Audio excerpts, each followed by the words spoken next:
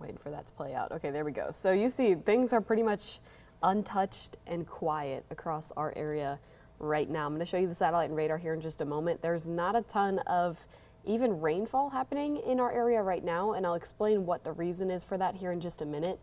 But the temperatures themselves actually are cold enough in most spots to support freezing rain. Take a look at this temperature map. This is so impressive and just shows you again, we've been talking about this a lot for the last couple of days, but just the absolute massive system that we're dealing with across multiple states here in the US. And it kind of all comes to a head where this cold front is sitting.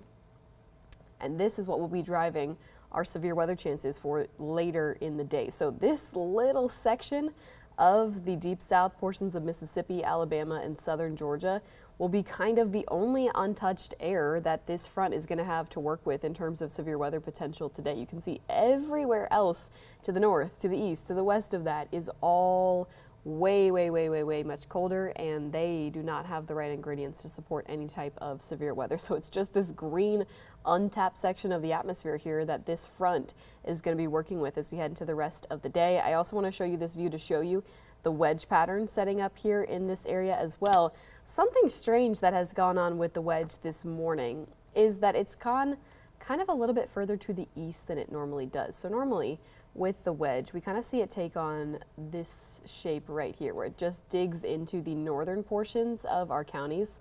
And that's kind of where we see the cutoff almost in the middle of our viewing area, as opposed to what's going on right now, which is this wedge pattern is digging down to the east. So it's got more of a dividing line like this across our area as opposed to like that. That's a lot of drawing that I just did on there, but I'll show you on our local temperature map here as well. So as opposed to us normally seeing, again, the wedge taking a dividing line right here like this, the dividing line in our area has a little bit more of an easterly component. It's a little bit more like this. You can kind of see that just by looking at the temperature difference across the area. We've got low 30s, and again, all of this air here below freezing. So these regions, these counties that are in the advisory, but also a couple of counties that are a little bit east and south of that, have the potential to support freezing rain should rainfall begin in those areas. Obviously, this section is still way too warm, but even a couple of these northern counties are still too warm as well. So we have the cold air in place. We just don't have a lot of the rainfall out there early this morning. What's kind of happened here is two things mainly. One, you can take a look at the motion of this rainfall at the moment, and it's got a little bit more of a northeasterly component to it than just a due easterly component. So instead of sweeping directly east across our area like this, we're seeing it move a little more like this. So it's almost kind of missing us here. And that's why we haven't had quite as much rainfall. Not only that, but there's been a bit of a dry sector to this rainfall as well. So it's also just been drier. There's not as much moisture out there to work with this system. And that's not only for us, but also for portions of northern Georgia, which has been good for them. But I'll show you here in a moment, they're still seeing some pretty high impacts. So when we flip over to the radar, we take away the cloud cover. I know it may look like we kind of have nothing going on here in the area. If you were watching our coverage last week when we had snowfall, we have to kind of play in between these two radars to get a good idea of what's really going on here.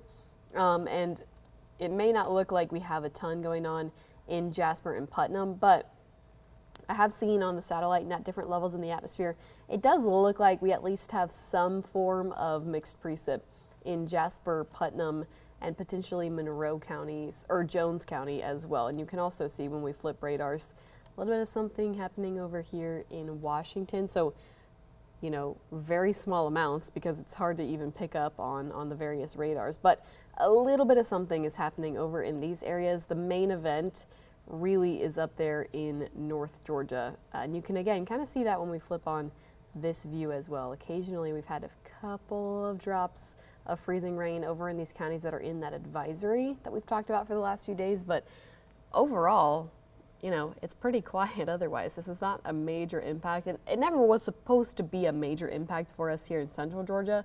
It's obviously been more of a North Georgia situation over the last couple of days, but even the minimal impacts that we were expecting to see we're still falling even below that. So it's pretty quiet this morning. And when we flip over to the future view here in just a moment, you're going to see there's not going to be much more of an opportunity for frozen precip to start falling. So what I'm trying to tell you is that we're trending towards a best case scenario situation right now.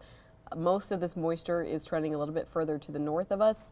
We've got a few frozen rain sprinkles happening in our northernmost counties, but other than that, the impact's looking to be fairly low. Now, like I mentioned, in North Georgia, that's a completely different situation, but us being on the fringe of that, things are looking pretty good for us at the moment. So here is the big picture across all those portions that I just showed you of the United States on the temperature map, and they are dealing with this just massive winter system starting to make its way further into the northeast, and we will see this continue to push its way away from us as we turn into the upcoming work week. So I want to show you the models here in just a moment, but I showed you the sky cams just a few moments ago to talk a little bit about what's going on over with the freezing rain situation. And I thought this picture does a really good job with that. Notice this, what you're looking at right now, is weather observation station.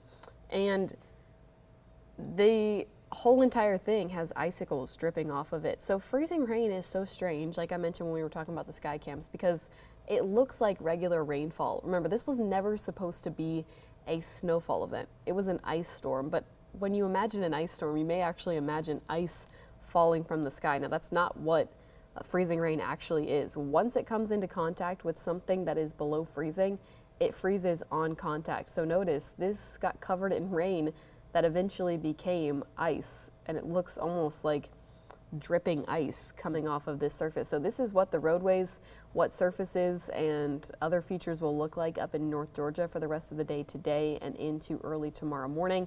Some of our counties that may see just a touch of this is what the appearance would be like, but overall, again, impacts here still looking to be fairly minimal. Now, not the case like I mentioned in North Georgia. In fact, I will briefly flip back over to the satellite and radar because we've been getting some messages this morning from the National Weather Service chat about other counties north of our area.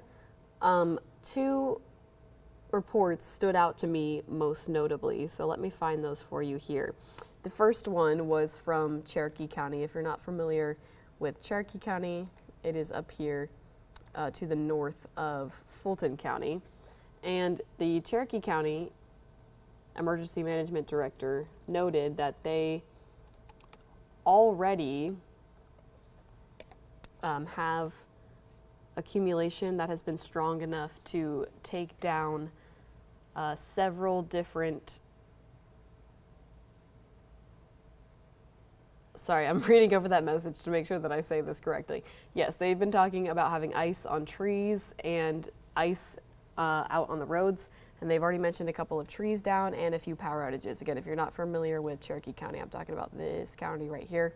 Same kind of thing has been noted from Fulton County EMA directors. So in North Georgia, there is definitely accumulation that's happening, and it is happening enough to already cause some impacts. And they, as we can see if we look bigger picture satellite and radar, will continue to have a stream of moisture heading their direction. This kind of axis of moisture is still moving into this region, and they will continue to see some freezing rain through the early morning hours into this afternoon. And then of course in this wedge area, things could still continue heading into Monday. So they are definitely talking about big impacts. Obviously, the fringes of that creep down into our northern counties here, but the impacts overall here in our northern counties have been fairly minimal. You can see these little dots from time to time, and other than that, again, things have been fairly quiet. So anyways, that was a bit of an aside. I just wanted to kind of show you that, to show you what the impacts have been further to the north of us. We are still in this winter weather advisory for the counties listed above until early Monday morning. The ice storm warning for North Georgia, where those impacts are a little bit higher. In the highest amounts, we were watching for ice accumulation up to 1/4 of an inch, but I would be really surprised if we ended up seeing totals that get that high later this morning. I think we're in closer to the trace to 1/10 of an inch amount here in central Georgia. But big picture, again, I kind of showed you this on the radar. I showed you this on the temperature map, but also in the winter weather alerts. I mean, this spans almost half of the United States. Just a really impressive amount of warnings and just an impressive storm altogether. So let's play the models through. Like I said, our window of opportunity for this to really keep happening is becoming shorter and shorter and kind of ultimately coming to a close as we head into the late morning hours here on Sunday morning. So the HER model does a really good job with this. I kind of like where they have things because you can see it's just these really small sprinkles of freezing rain up in those northern counties as we go into about the mid-morning to late morning hours here. So we could still be dealing with this up until about 10 to 11 a.m. this morning. Just again, these are really light sprinkles here in these counties, but then as we head into the afternoon, all of that will begin to subside. Now remember, heading into the afternoon, we switch over from winter weather to severe weather, and we'll be watching that heading into the afternoon, the evening, and then ultimately fading out as we head into the late night hours here across our entire area. So it's kind of a multi-part story. Our new meteorologist, Danny De Silva, made this graphic yesterday, and I really like it because I think it does a good job breaking down what we have going on because it's multiple different phases of different things. The first phase is that our northern counties are watching for areas of possible ice. That's the phase that we're basically in right now. Then we head into Sunday afternoon, we switch from winter to severe weather. And then on Monday morning, there will be a small window of opportunity for certain areas to refreeze. Now, that window of opportunity is pretty small, but it is there nonetheless. We should be watching for patchy areas of ice on Monday morning. I don't think it's going to be a widespread freeze, a hard freeze where the roads are just completely shut down, but I think it's something that warrants exercising a bit of caution out on the roads Monday morning because you could encounter an area or two of patchy ice. So that's kind of our ice situation, but let's jump into phase 2 quickly since we've spent a little bit of time on phase 1, and we will talk about the severe weather potential for this afternoon. So you're looking right now at the Storm Prediction Center outlook for this afternoon. You can see most of our area is outlined in a level 1 of 5 risk, and a level 2 of 5 risk grazes Crisp County. Now, it's really mainly for the area that's over at the Panhandle in Florida, southern Alabama, and southern Georgia, but that level 2 kind of creeps close to us. And across our area, similar to a lot of severe weather events that we have here, we eventually work our way back down to a level 1 as this line pushes across us and does some gradual weakening. So I'll show you the graph model here to talk about timing, and we will talk about impacts with this as well. Remember, that freezing rain potential, a few freezing rain sprinkles is what I'll call it at this point, continues into about the late morning hours here. So now we're talking about 10 to 11 a.m. The freezing rain tapers off, and then we head into noon to 1 p.m., and that line of organized showers and thunderstorms approaches our area and kind of is crossing state lines at this point. So there's been some pretty good model consistency towards this entering our northwestern counties by around 2 in the afternoon this afternoon, creeping into the Macon-Warner Robins area by closer to 3 or 4, and then making its way into the Dublin-Lawrence County area by 4 to 5. So we're dealing with this through most of the late afternoon and into the early evening, at least that initial brunt. So that will be kind of the severe weather time. It will make its way out of our southeastern counties by 5 to 6, and the severe weather threat should be over heading into this evening. But notice, behind that line, there is still some showers. So even after we lose the severe weather potential, we could still be talking about a rain potential all the way into later on Sunday evening and into the late night hours Sunday night. So it really is kind of split almost perfectly into 2 halves. Sunday is, because we have the first half of Sunday up until about 10 a.m. to 11 a.m. of freezing rain potential for the northern counties, and then after noon, the actual time noon, we will start talking about this severe weather potential for the rest of the area. And then, thank goodness, I mean, the future view stays crystal clear heading into the upcoming work week. So we don't really have any rain chances Monday all the way through Friday. I think everybody is going to get a well-earned break as we go into the upcoming week, because we just have to get through this Sunday and then things will be a little bit quieter. So what are these specific risks that we're watching for with this severe weather potential? We're in a level 1 risk. We see a lot of these all the time, so you should be fairly familiar with the risk here. It's the basically lowest end of severe weather risk, but we will still be watching for a couple of thunderstorms within this organized line that try to become strong to severe, meaning their gusty winds get strong enough to qualify for a severe thunderstorm warning. So we could be seeing wind gusts around 60 miles an hour maybe a little bit higher in some of the really strong storms, but overall, just a couple of strong storms within that organized line. Now, we're kind of entering that time of year where a brief spin-up tornado is always possible, and that will be something that we're watching for this as well. Now, I get a lot of questions about this, especially when I meet folks out in public. They're always asking me, what does that actually mean? You know, what is a brief spin-up tornado?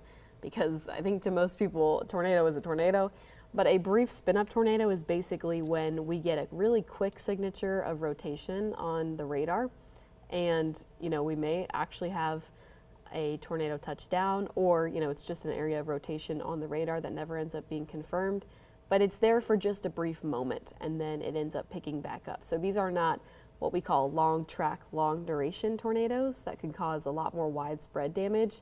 These are just really brief tornadoes that last for only a couple of minutes. So that is the potential that we're watching for heading into early Sunday morning. And you can see on this HER tornado parameter, most of the energy trends further to the south, hence the level 2 being, you know, a little bit further to the south of our area. These latest model data do kind of a good job lining up with what the Storm Prediction Center is saying, that more of the energy, more of the greens that you can see up here, stay a little bit further into the south where actually the level 2 is outlined. We have a little bit of energy here in our area where that level 2 starts to cross over into a level 1, and we've got, you know, enough what we call wind shear, which is basically spin in the atmosphere, to maybe support something, but the chances are going to be a little bit higher out in the level 2. So that will continue again as this line crosses across. The chances for this are definitely going to be better in our southern counties because temperatures in our northern counties are still going to have a hard time recovering after that wedge pattern starts to erode. So the potential for stronger weather is going to be better down in the southern counties, but you saw the level 1 now extends into most of central Georgia. So a possibility for stronger storms is there for just about everybody until this line moves on and we are said and done with the severe weather risk. So like I said, the temperatures kind of matter for this. Remember, we have only this tiny, tiny window of opportunity to work with left, honestly, across most of the U.S. All this green that you see here will be potential for stronger thunderstorms because this is where the warmer numbers will be sitting. So as we head into the afternoon, this is basically where that line is, where you can see the winds changing. This is where the line will be sitting this afternoon. Our temperatures in our northern counties are recovering, but slowly compared to our southern counties. So this is why there's a little bit of a difference between the severe weather potential in the north versus the south, because notice mid 60s, close to 70s down in the south compared to the mid 40s is a pretty big difference. But as that line gets closer, we do work our way up to numbers that can still support a couple of gusty winds in the northern counties. But again, compared to the southern counties, that's still a pretty big difference, and the fuel will be higher down right about south of I-16. So after that passes through, we head into the overnight hours and we enter phase 3. That is the potential for refreezing on early Monday morning. But like I mentioned earlier, note the timestamp here. We're at 4 a.m. already, and temperatures are just now starting to get near or below freezing. And then we make our way into truly freezing temperatures close to the time that the sun is starting to come up. So this is why I don't really think it's going to be, you know, a widespread hard freeze, just because the amount of time that we actually sit below freezing isn't going to be super long. So there won't be a lot of opportunity for basically long duration freezing because the sun is going to come up as we head into the early morning hours, and then we will be above freezing before too much longer. So I, again, still think that there will be some areas of patchy ice to look out for on the roads on early Monday morning, but will it be a complete shutdown of the roads? I don't necessarily think so. It's just something that we should kind of keep in mind as we head into Monday morning, and then we will warm up a bit, warm up being a relative term, into Monday afternoon. The next couple of days are going to be really, really cold and really, really windy. So early Monday morning, the temperatures themselves are going to be a little bit of a hazard because you just saw we're going to be somewhere in the 20s, and check out the wind gusts at that time. We're going to be somewhere in the mid 20s in terms of wind gusts. So pretty strong winds on Monday morning all the way into Monday afternoon. Wind gusts could get up to around 30 miles an hour. So we will have a very strong wind chill throughout the day Monday as well. We are in a cold weather advisory for certain areas as we go into the upcoming work week. And let me pull that graphic up for you here. That is for what looks to be kind of the western half of the state for that time frame on Monday morning. Now note the wind chills that they're putting on there as a distinction. You just saw the actual temperatures will be in the upper 20s, but the wind chills with those wind gusts in the 25 to 30 mile an hour range could be down in the teens, maybe even the single digits. I imagine that's more for North Georgia, but still nonetheless extremely cold for us here. So that's why the weather impact alert still goes all the way through Monday morning, because we still have some serious cold out there on Monday morning. And then heading into the 7-day forecast, we are going to stay pretty chilly and below average for this time of year all the way into next weekend. We've got a really, really strong cold air mass that's going to be sitting over us. We have now worked our way into an average high temperature for this time of year that is supposed to be around 60 degrees. By the time we are going throughout this week, temperatures are only going to be somewhere in the mid to upper 40s. So definitely cool. And then the overnights each night are going to struggle to work their way out of the 20s. In fact, some nights we will be in the teens. So a frigid week is ahead after this crazy week of weather we've had here. It's definitely going to be a week to pay attention to the temperatures, but in terms of the actual precip chances, luckily, it's really just what happens this afternoon, and then we can eventually move on and leave this winter weather potential, at least in the past, for now. So that's a lot to break down. That was 25 minutes of just straight information. So I know we are live on Facebook, so I'm going to go on Facebook and see if I can address any questions that may be out there or any reports. I know a couple of folks have been letting me know if they've had reports of anything out there. So let me quickly scan through these comments here.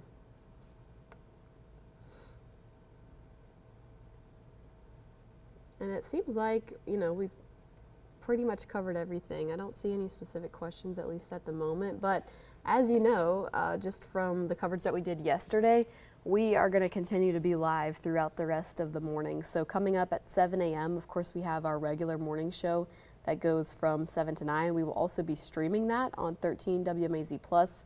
And similar to yesterday, this morning show will be heavily weather focused. So if you're looking for some more information over the next 2 hours, me and meteorologist Alex Pry will both be here providing some updates through the morning show. And then immediately following the end of the morning show at 9 a.m., we will also both be hopping on 13 WMAZ Plus again for an extended look at the forecast, similar to what I'm doing right now. So lots more information to come over the next couple of hours. After we come off of the Plus app around 9:30, once Alex and I kind of conclude our extended forecast, we are going to kind of make a decision about what the rest of the day will look like, because that's around the time that the freezing rain will end, and then we will start thinking about the severe weather potential for the rest of the day today. So lots of ways to stay updated with us. And we will again still be nice and fully staffed through the rest of the day today. So keep checking back for updates, and we will make sure that you have the latest and greatest information as we go throughout the rest of today. So if you're here with me this morning, thank you so much for joining us, and we will see you coming up in just over 30 minutes live on 13 WMAZ.